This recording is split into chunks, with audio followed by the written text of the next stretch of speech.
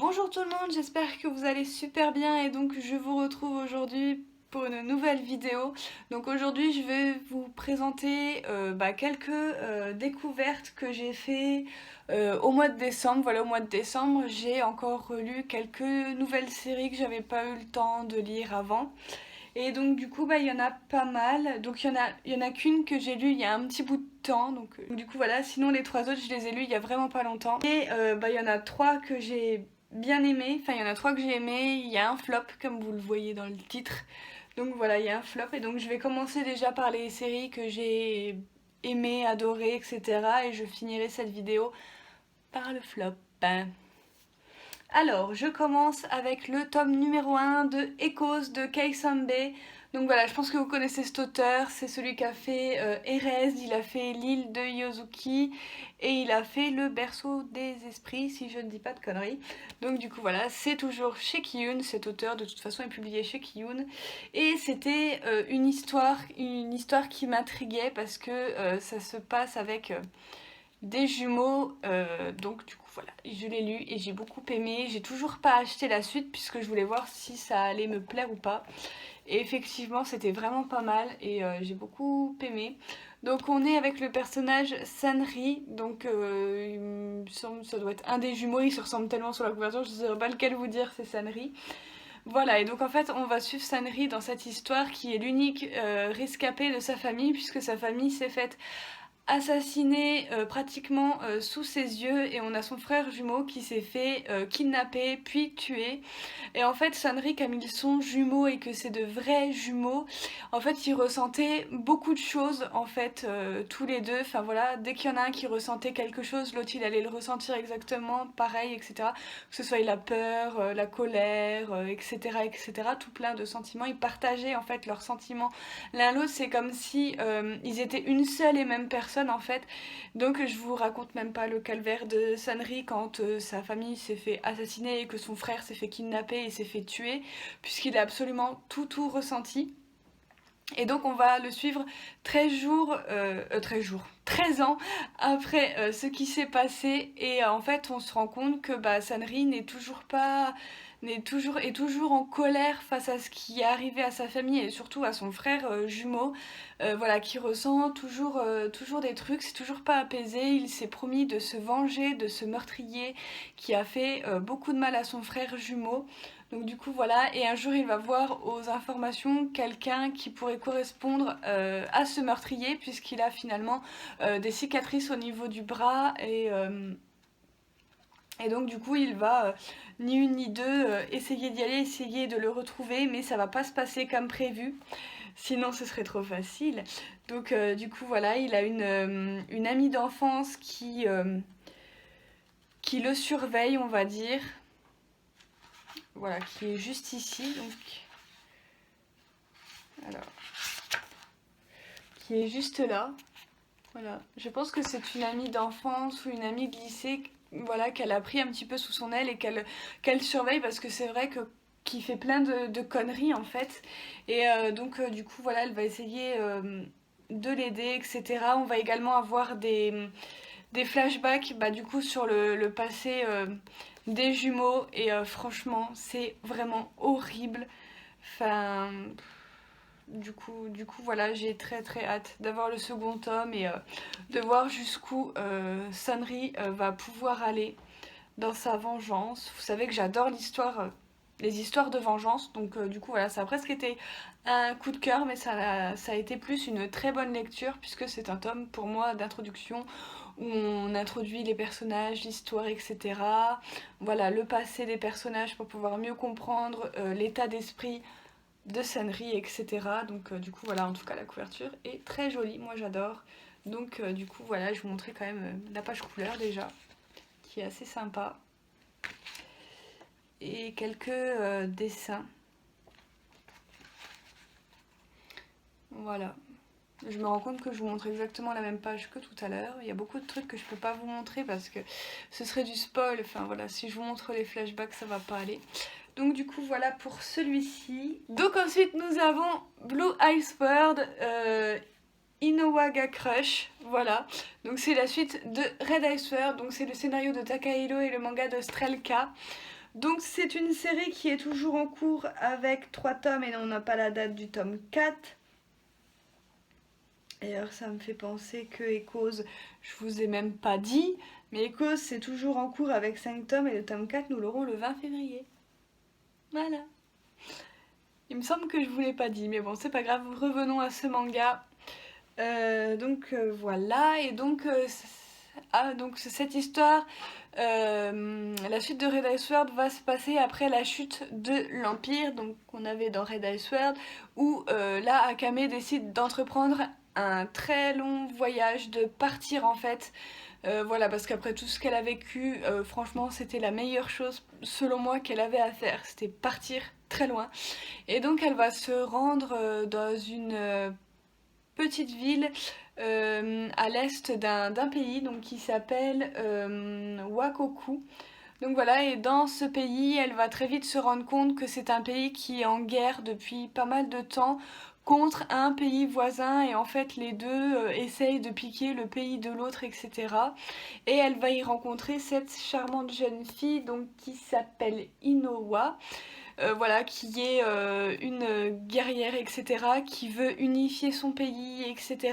Donc voilà, Kame va décider de l'aider, de la préparer pour le combat, etc. Donc du coup voilà, et elle va décider aussi Akame de se battre avec elle, même si on la voit pas encore Akame vraiment dans ce premier tome.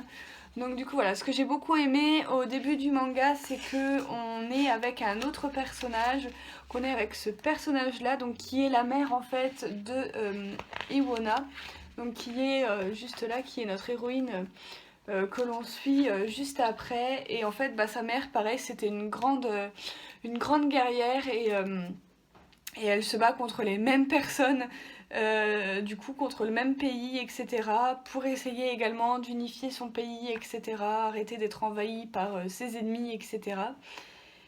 Et donc du coup voilà, malheureusement sa mère ne va pas survivre et donc c'est un peu Iwona qui va reprendre ce que sa mère avait rêvé pour le pays et tout. Donc du coup voilà, je vais vous montrer un petit peu les dessins. Donc ça c'est le début, voilà, donc genre la grosse méchante on dirait Akame.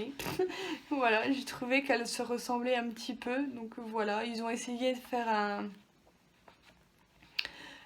méchant à la sauce SDS, sauf que ça marche pas parce que Edes elle était unique en son genre. Donc du coup voilà, je vous montre la petite Akame qui est juste là. Donc les dessins c'est pas du tout les mêmes que dans la première série, j'étais un petit peu étonnée au début, puis finalement on s'y fait assez vite.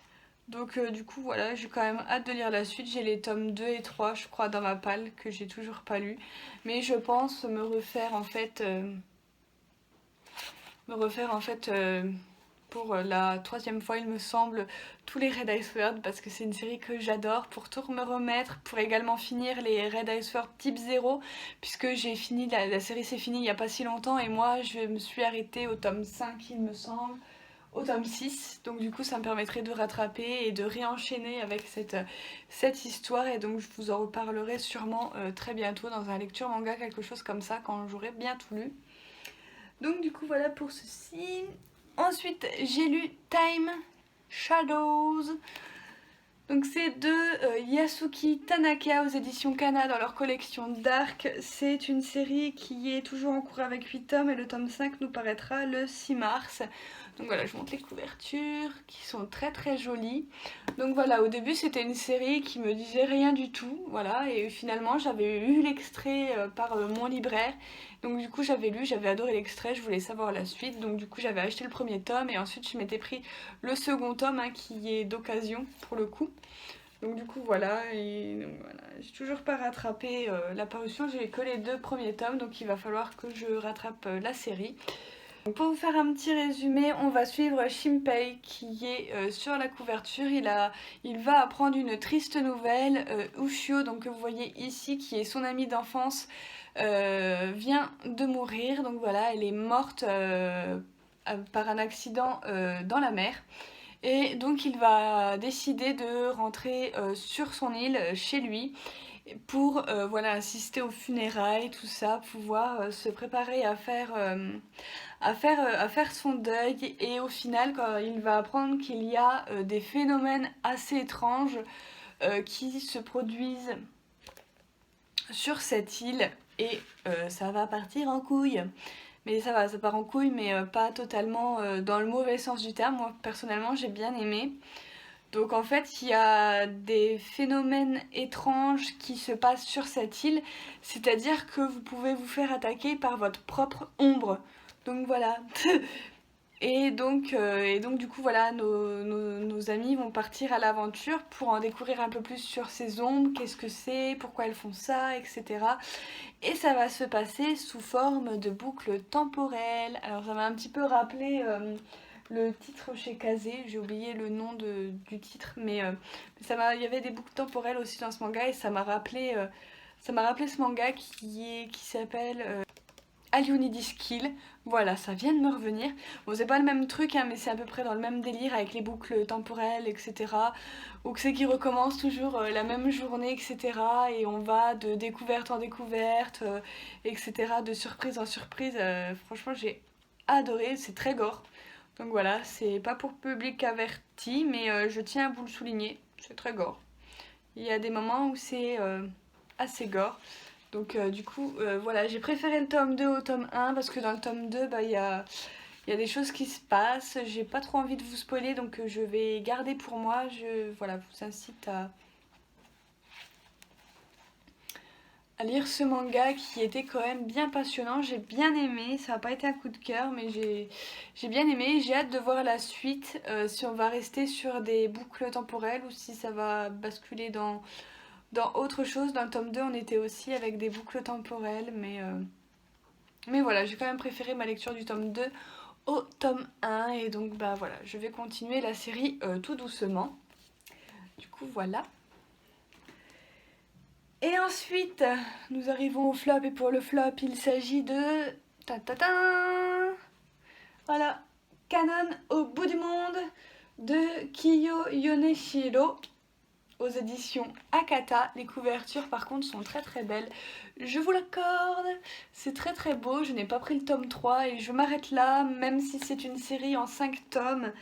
Voilà, et le tome 4 il paraîtra le 13 février. Bah le tome 4, étant donné que ça se lit assez vite, je le feuilleterai peut-être en magasin pour voir si c'est toujours aussi bizarre et dérangeant et pas bien du tout, mais voilà.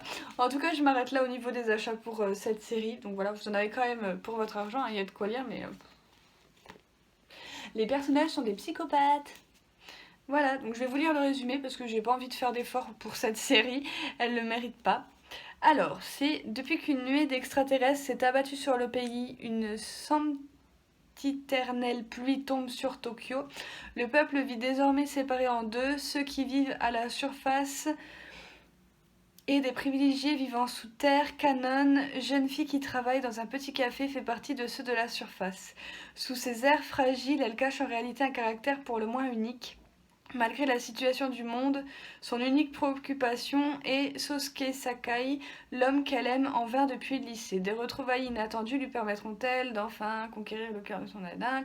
Rien n'est moins sûr, car Sosuke, véritable héros national engagé dans la lutte contre l'invasion des gelés, donc des extraterrestres, et de surcroît un homme marié. Kanon aura-t-elle le courage de courir après cet amour interdit? Et c'est de genre science-fiction, romance, mélancolie. Mélancolie, pas du tout. Romance, pas du tout. Et science-fiction, par contre, un petit peu. Voilà. Alors pourquoi je dis mélancolie, pas du tout? Parce que Canon est une putain de tarée psychopathe. Donc du coup voilà, je l'ai surnommée la groupiasse parce que franchement, elle a que son Susuke dans la tête, Susuke ceci, Susuke cela, machin, nanana. C'est une véritable groupiasse. Voilà, donc certes c'est son idole et tout, je sais pas quoi, parce que c'est un héros national, mais cette fille, elle a un pet au casque. Genre elle va jusqu'à renier sa famille, ses amis, etc., etc. Juste pour la gueule d'un mec marié. What the fuck? Voilà, et en plus le gars, le gars Sosuke, c'est un gros psychopathe aussi dans sa tête, puisque le gars, il est un héros national et tout, etc. Il utilise des gelées et tout, et quand il se fait attaquer, donc je sais pas dans quelle année on est dans ce manga, mais en gros, il peut se faire régénérer. Et du coup, ça fait que, en fait, il change au niveau de ce qu'il était autrefois. Voilà, il change. Voilà. C'est tout à fait normal, hein. Mais voilà, il change. Il change. Et ce qui va se passer entre les deux personnages, mais c'est, c'est, c'est horrible. C'est horrible. Donc du coup, voilà. Et les dessins, alors ça, c'est très joli. Et ça, c'est pas joli du tout. Voilà. Donc les couvertures sont trompeuses, faites attention. Non, ce manga, il n'y a rien à retenir dedans, je ne vous conseille pas du tout. Vous faites pas avoir comme moi avec les belles couvertures. Donc j'ai lu le tome 1, j'ai fait what the fuck. J'ai lu le tome 3, j'ai refermé le livre et j'étais sans voix. Je me suis dit non mais c'est quoi ce manga? J'ai jamais vu ça dans un manga et tout. Genre c'est deux psychopathes. Genre le gars il en a plus rien à foutre de sa femme. Il change de comportement au fur et à mesure qu'il perd ses membres. What the fuck? Non, non, je ne vous conseille pas du tout ce manga, c'est très dérangeant. L'héroïne, t'as envie de lui foutre. T'as envie de la buter en fait, là c'est même plus de lui foutre des claques, c'est t'as envie de la buter, t'as envie que. Voilà, de la buter, ou parce que c'est impossible de réveiller une personne comme ça, enfin de lui dire eh oh psychopathe réveille-toi là, enfin voilà on n'est pas dans le monde des bisounours, non c'est impossible donc voilà. Pour moi ça a été le véritable ovni de 2019, c'est la série à ne pas commencer, enfin voilà je vous la conseille absolument pas, c'était pas bien du tout. Voilà, j'ai fini de vous présenter les quelques découvertes que j'ai lues. Donc voilà, donc je garde le sourire pour le dernier parce que ça me fait rire quand j'y repense. Enfin, enfin voilà, je m'attendais tellement pas à ça quand j'ai acheté le manga. Je me suis dit ouais, ça va être un peu triste et tout. La fille qui fait un petit peu fragile et tout sur les bords, comment elle va faire et tout pour essayer. Enfin voilà, et puis peut-être qu'elle va se rendre compte qu'elle aime pas et tout. Non, non, en fait c'est une grosse tarée.